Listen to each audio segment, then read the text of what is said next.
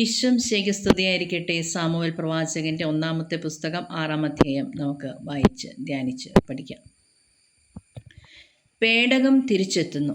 കർത്താവിൻ്റെ പേടകം 7 മാസം ഫിലിസ്ത്യരുടെ രാജ്യത്തായിരുന്നു. ഫിലിസ്ത്യർ പുരോഹിതന്മാരെയും ജ്യോത്സ്യന്മാരെയും വിളിച്ചുവരുത്തി ചോദിച്ചു, കർത്താവിൻ്റെ പേടകം നാം എന്തു ചെയ്യണം? പൂർവ്വസ്ഥാനത്തേക്ക് തിരിച്ചയക്കുമ്പോൾ അതോടൊപ്പം നാം എന്താണ് കൊടുത്തയക്കേണ്ടത്? അവർ പറഞ്ഞു, ഇസ്രായേലിയരുടെ ദൈവത്തിൻ്റെ പേടകം തിരിച്ചയക്കുന്നത് വെറും കൈയോടെ ആകരുത്. ഒരു പ്രായശ്ചിത്ത ബലിക്കുള്ള വസ്തുക്കൾ തീർച്ചയായും കൊടുത്തയക്കണം. അപ്പോൾ നിങ്ങൾ സുഖം പ്രാപിക്കുകയും അവിടുത്തെ കരം നിങ്ങളിൽ നിന്ന് പിൻവലിക്കാഞ്ഞതിൻ്റെ കാരണം മനസ്സിലാകുകയും ചെയ്യും. എന്തു വസ്തുവാണ് പ്രായശ്ചിത്ത ബലിക്കു ഞങ്ങൾ അവിടുത്തേക്ക് അർപ്പിക്കേണ്ടത് എന്ന് ഫിലിസ്ത്യർ ചോദിച്ചു.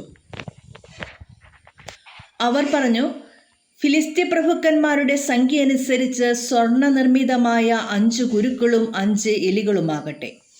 കാരണം നിങ്ങൾക്കും നിങ്ങളുടെ പ്രഭുക്കന്മാർക്കും ഒരേ ബാധ തന്നെയാണല്ലോ ഉണ്ടായത്. അതുകൊണ്ട് നിങ്ങൾ നിങ്ങളുടെ കുരുക്കളുടെയും നിങ്ങളുടെ നാട് നശിപ്പിച്ച എലികളുടെയും രൂപം തന്നെ ഉണ്ടാക്കണം. അങ്ങനെ ഇസ്രായേല്യരുടെ ദൈവത്തിൻ്റെ മഹിമയെ പ്രകീർത്തിക്കുവിൻ. നിങ്ങളുടെയും നിങ്ങളുടെ ദേവന്മാരുടെയും നിങ്ങളുടെ നാടിൻ്റെയും മേൽ ശക്തിപ്പെട്ടിരിക്കുന്ന കരം അവിടുന്ന് പിൻവലിച്ചേക്കാം. ഈജിപ്തുകാരെയും ഫറവോയെയും പോലെ നിങ്ങളും എന്തിനു കഠിനഹൃദയരാകുന്നു? അവിടുന്ന് അവരെ പരിഹാസപാത്രമാക്കിയതിനു ശേഷമല്ലേ നാടുവിടാൻ ഈജിപ്തുകാർ ഇസ്രായേല്യരെ അനുവദിച്ചതും അവർ പോയതും? അതുകൊണ്ട് നിങ്ങൾ ഒരു പുതിയ വണ്ടി ഉണ്ടാക്കി ഒരിക്കലും നുകം വച്ചിട്ടില്ലാത്ത 2 കറവ പശുക്കളെ കെട്ടുവിൻ. അവയുടെ കുട്ടികൾ വീട്ടിൽ നിന്ന് കൊള്ളട്ടെ. കർത്താവിൻ്റെ പേടകമെടുത്ത് വണ്ടിയിൽ വയ്ക്കുക. പ്രായശ്ചിത്ത ബലിക്ക് നിങ്ങൾ തയ്യാറാക്കിയ സ്വർണ്ണ ഉരുപ്പടികൾ പെട്ടിക്കുള്ളിലാക്കി അതിൻ്റെ ഒരു വശത്തു വയ്ക്കുവിൻ. നിങ്ങൾ നിരീക്ഷിച്ചു കൊണ്ടിരിക്കുവിൻ. സ്വന്തം നാടായ ബേത്ത്ശെമെശിലേക്കാണ് അവ പോകുന്നതെങ്കിൽ തീർച്ചയായും അവിടുത്തെ കരങ്ങളാണ് ഈ വലിയ അനർത്ഥം നമുക്ക് വരുത്തിയത്. അല്ലെങ്കിൽ അവിടുന്നല്ല നമ്മെ ശിക്ഷിച്ചതെന്നും അവ യാദൃച്ഛികമായി സംഭവിച്ചതാണെന്നും നമുക്ക് അനുമാനിക്കാം. അവർ അപ്രകാരം ചെയ്തു. 2 കറവ പശുക്കളെ കൊണ്ടുവന്നു വണ്ടിക്കു കെട്ടി കിടാക്കളെ വീട്ടിൽ നിർത്തി. കർത്താവിൻ്റെ പേടകത്തോടൊപ്പം സ്വർണ്ണ നിർമ്മിതമായ കുരുക്കളും എലികളുമുള്ള പെട്ടിയും അതിനുള്ളിൽ വെച്ചു. പശുക്കൾ ബേത്ത്ശെമെശിലേക്കുള്ള പെരുവഴിയിലൂടെ അമറിക്കൊണ്ട് ഇടം വലം നോക്കാതെ നേരെ പോയി. ഫിലിസ്ത്യ പ്രഭുക്കന്മാർ ബേത്ത്ശെമെശ് അതിർത്തി വരെ അവയെ അനുധാവനം ചെയ്തു. ബേത്ത്ശെമെശിലെ ജനങ്ങൾ വയലിൽ ഗോതമ്പ് കൊയ്തുകൊണ്ടിരിക്കുകയായിരുന്നു. തലയുയർത്തി നോക്കിയപ്പോൾ കണ്ടത് കർത്താവിൻ്റെ പേടകമാണ്. അവർ അത്യധികം ആനന്ദിച്ചു. വണ്ടി ബേത്ത്ശെമെശുകാരനായ ജോഷുവയുടെ വയലിൽ ചെന്നു നിന്നു. ഒരു വലിയ കല്ല് അവിടെ ഉണ്ടായിരുന്നു. വണ്ടിക്ക് ഉപയോഗിച്ചിരുന്ന മരം വെട്ടിക്കീറി പശുക്കളെ ദഹനബലിയായി അവർ കർത്താവിന് സമർപ്പിച്ചു. ലേവ്യർ കർത്താവിൻ്റെ പേടകവും അതോടൊപ്പം സ്വർണ്ണ ഉരുപ്പടികൾ വെച്ചിരുന്ന പെട്ടിയും താഴെയിറക്കി ആ വലിയ കല്ലിന്മേൽ വെച്ചു. ബേത്ത്ശെമെശിലെ ജനങ്ങൾ അന്ന് ദഹനബലികളും ഇതര ബലികളും കർത്താവിന് സമർപ്പിച്ചു. ഇത് കണ്ടതിന് ശേഷം ഫിലിസ്ത്യ പ്രഭുക്കന്മാർ 5 പേരും അന്ന് തന്നെ എക്രോണിലേക്ക് മടങ്ങി. കർത്താവിന് പ്രായശ്ചിത്ത ബലിയായി ഫിലിസ്ത്യർ സമർപ്പിച്ച സ്വർണ്ണക്കുരുക്കളിൽ ഒന്ന് അഷ്ദോദിനും മറ്റൊന്ന് ഗാസായ്ക്കും 3-ാമത്തേത് അഷ്കലോനും 4-ാമത്തേത് ഗത്തിനും 5-ാമത്തേത് എക്രോണിനും വേണ്ടിയായിരുന്നു. സ്വർണ്ണ എലികൾ ഫിലിസ്ത്യ പ്രഭുക്കന്മാരുടെ അധീനതയിലുള്ള കോട്ടകളാൽ ചുറ്റപ്പെട്ട നഗരങ്ങളുടെയും തുറസ്സായ ഗ്രാമങ്ങളുടെയും സംഖ്യ അനുസരിച്ചായിരുന്നു. കർത്താവിൻ്റെ പേടകം ഇറക്കി വെച്ച ആ വലിയ കല്ല് ഈ സംഭവത്തിന് സാക്ഷിയായി ഇന്നും ബേത്ത്ശെമെശുകാരനായ ജോഷുവയുടെ വയലിൽ ഉണ്ട്. കർത്താവിൻ്റെ പേടകത്തിലേക്ക് എത്തി നോക്കിയ 70 ബേത്ത്ശെമെശുകാരെ അവിടുന്ന് വധിച്ചു. കർത്താവ് അവരുടെ ഇടയിൽ കൂട്ടക്കൊല നടത്തിയതുകൊണ്ട് അവർ വിലപിച്ചു. ബേത്ത്ശെമെശിലെ ആളുകൾ പറഞ്ഞു, കർത്താവിൻ്റെ സന്നിധിയിൽ, പരിശുദ്ധനായ ഈ ദൈവത്തിൻ്റെ സന്നിധിയിൽ നിൽക്കാൻ ആർക്കു കഴിയും? നമ്മുടെ അടുത്തു നിന്ന് അവിടുത്തെ എങ്ങോട്ട് അയക്കും? അവർ ദൂതന്മാരെ കിരിയാത്ത് യെയാരീമിലെ ജനങ്ങളുടെ അടുത്തയച്ചു. കർത്താവിൻ്റെ പേടകം ഫിലിസ്ത്യർ തിരിച്ചയച്ചിരിക്കുന്നു, നിങ്ങൾ വന്ന് ഏറ്റെടുത്തുകൊള്ളുവിൻ. ദൈവത്തിന് സ്തുതി. 6-ാം അധ്യായത്തിൽ 21 തിരുവചന ഭാഗങ്ങളാണുള്ളത്. പേടകം തിരിച്ചെത്തുന്നു എന്ന ഒറ്റ തലക്കെട്ടിന് ശീർഷകത്തിന് താഴെയാണ് 6-ാം അധ്യായം മുഴുവനും. നമുക്ക് ആദ്യം ഒന്നുകൂടെ വായിക്കാം. 1 സാമുവേൽ 6-ാം അധ്യായം 1-ാം വാക്യം.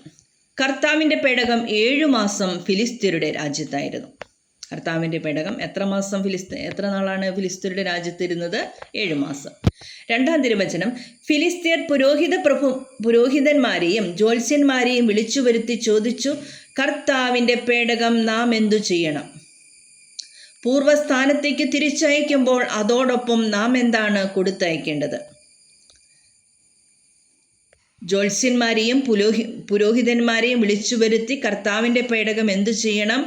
പൂർവ്വസ്ഥാനത്തേക്ക് തിരിച്ചയക്കുമ്പോൾ അതോടൊപ്പം നാം എന്താണ് കൊടുത്തയക്കേണ്ടത് എന്ന് അവർ ആലോചിച്ചു. 3-ാം തിരുവചനം, അവർ പറഞ്ഞു, ഇസ്രായേല്യരുടെ ദൈവത്തിൻ്റെ പേടകം തിരിച്ചയക്കുന്നത് വെറും കൈയോടെ ആകരുത്. ഒരു പ്രായശ്ചിത്ത ബലിക്കുള്ള വസ്തുക്കൾ തീർച്ചയായും കൊടുക്കണം. അപ്പോൾ നിങ്ങൾ സുഖം പ്രാപിക്കുകയും അവിടുത്തെ കരം നിങ്ങളിൽ നിന്ന് പിൻവലിക്കാഞ്ഞതിൻ്റെ കാരണം മനസ്സിലാകുകയും ചെയ്യും. 4-ാം തിരുവചനം, എന്തു വസ്തുവാണ് പ്രായശ്ചിത്ത ബലിക്കുവേ ഞങ്ങൾ അവിടുത്തേക്ക് അർപ്പിക്കേണ്ടത് എന്ന് ഫിലിസ്ത്യർ ചോദിച്ചു.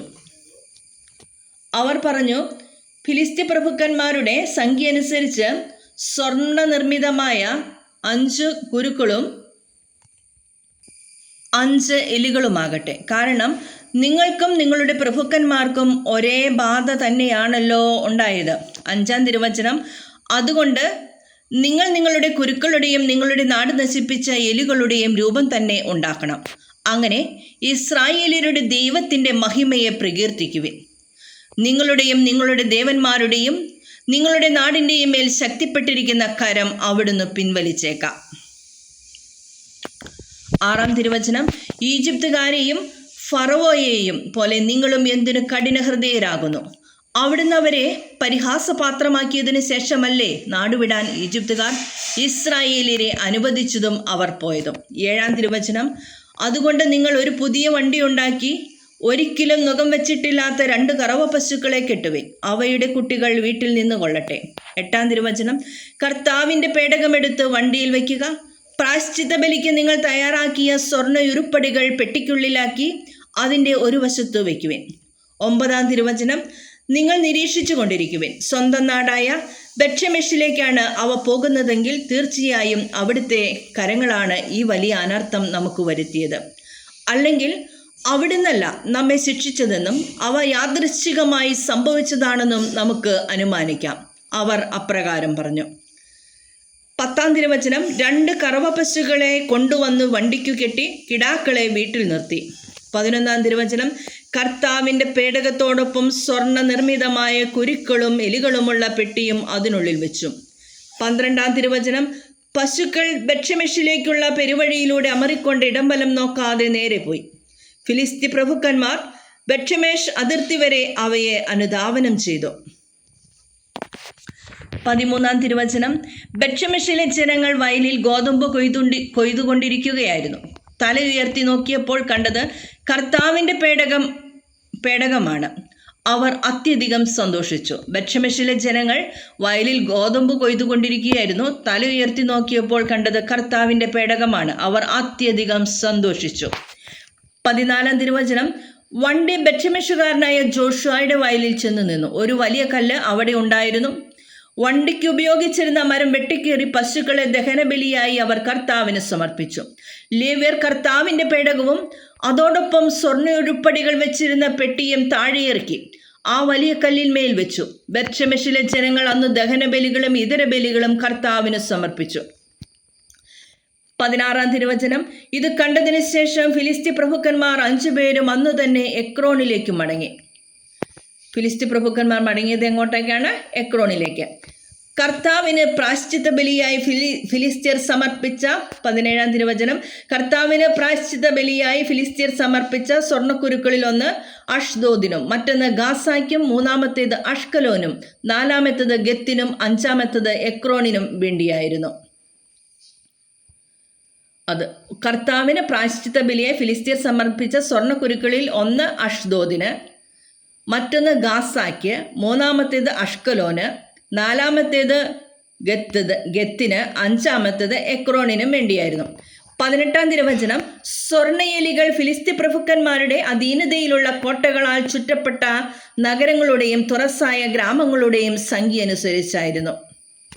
സ്വർണ്ണയെലികൾ ഫിലിസ്ത്യ പ്രഭുക്കന്മാരുടെ അധീനതയിലുള്ള കോട്ടകളാൽ ചുറ്റപ്പെട്ട നഗരങ്ങളുടെയും തുറസായ ഗ്രാമങ്ങളുടെയും സംഖ്യ അനുസരിച്ചായിരുന്നു. 19-ാം തിരുവചനം, കർത്താവിൻ്റെ പേടകം ഇറക്കി വച്ച ആ വലിയ കല്ല് ഈ സംഭവത്തിന് സാക്ഷിയായി ഇന്നും ബേത്ത്ശെമെശുകാരനായ ജോഷുവയുടെ വയലിലുണ്ട്. കർത്താവിൻ്റെ പേടകത്തിലേക്ക് എത്തിനോക്കിയ 70 ബേത്ത്ശെമെശുകാരെ അവിടുന്ന് വധിച്ചു. കർത്താവ് അവരുടെ ഇടയിൽ കൂട്ടക്കൊല നടത്തിയതുകൊണ്ട് അവർ വിലപിച്ചു. 20-ാം തിരുവചനം, ബേത്ത്ശെമെശിലെ ആളുകൾ പറഞ്ഞു, കർത്താവിൻ്റെ സന്നിധിയിൽ, പരിശുദ്ധനായ ഈ ദൈവത്തിൻ്റെ സന്നിധിയിൽ നിൽക്കാൻ ആർക്കു കഴിയും? നമ്മുടെ അടുത്തു നിന്ന് അവിടുത്തെ എങ്ങോട്ട് അയക്കും? 21-ാം തിരുവചനം, അവർ ദൂതന്മാരെ കിരിയാത്ത് യയാറിമിലെ ജനങ്ങളുടെ അടുത്ത് അയച്ചു പറഞ്ഞു, കർത്താവിൻ്റെ പേടകം ഫിലിസ്ത്യർ തിരിച്ചയച്ചിരിക്കുന്നു, നിങ്ങൾ വന്ന് ഏറ്റെടുത്തുകൊള്ളുവിൻ. 21-ാം തിരുവചനം, അവർ ദൂതന്മാരെ കിരിയാത്ത് യയാറിമിലെ ജനങ്ങളുടെ അടുത്ത് അയച്ചു പറഞ്ഞു, കർത്താവിൻ്റെ പേടകം ഫിലിസ്ത്യർ തിരിച്ചയച്ചിരിക്കുന്നു, നിങ്ങൾ വന്ന് ഏറ്റെടുത്തുകൊള്ളുവിൻ. ദൈവത്തിന് സ്തുതി.